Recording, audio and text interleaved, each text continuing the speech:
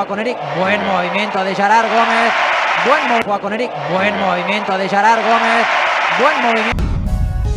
Le ha costado una falta, pero bueno, está. Bueno, ahora la capacidad que tiene le ha costado una falta, pero bueno, está. Bueno, ahora la capacidad que tiene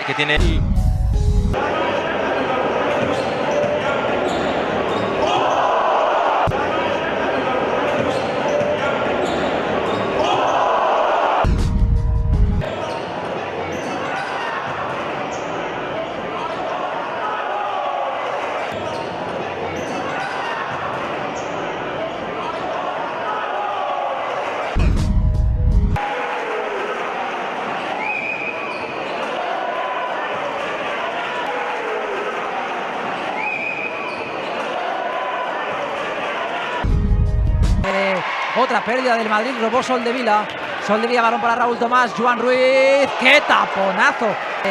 Otra pérdida del Madrid, robó Soldevila, balón para Raúl Tomás, Joan Ruiz, ¡qué taponazo!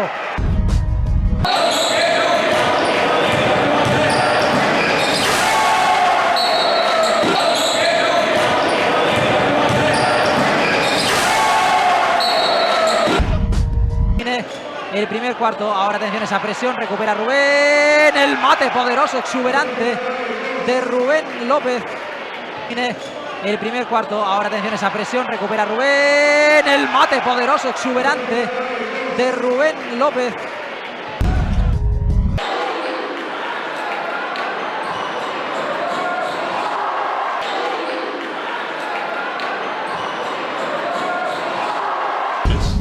They go.